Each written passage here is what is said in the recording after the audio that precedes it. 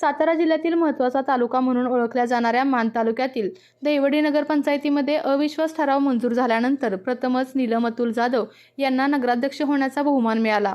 ग्रामविकास मंत्री जयकुमार गोरे यांच्याशी निष्ठेने काम करणाऱ्या अतुल जाधव यांना त्यावेळी निष्ठेचे फळ मिळाले। तेव्हापासून त्यांनी आपल्या कारकिर्दीत दहिवडीच्या विकासासाठी प्रयत्न केला आहे। त्या संयमी असून शहराच्या विकासासाठी प्रयत्नशील आहेत। त्या नगराध्यक्ष झाल्यापासून प्रथमच झालेल्या प्रजासत्ताक दिनाचे ध्वजारोहण दहिवडी बाजार पटांगणावर त्यांच्या हस्ते करण्यात आले।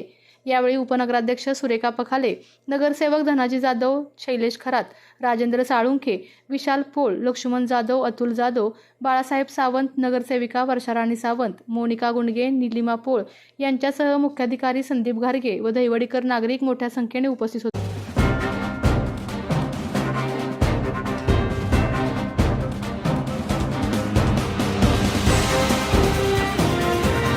आपल्या तालुक्यातील जिल्ह्यातील बातम्या सर्वप्रथम पाहण्यासाठी आजच सातारा न्यूजला YouTube चॅनलवर सबस्क्राइब करा, लाईक करा, शेअर करा आणि बेल आयकॉन प्रेस करायला विसरू नका।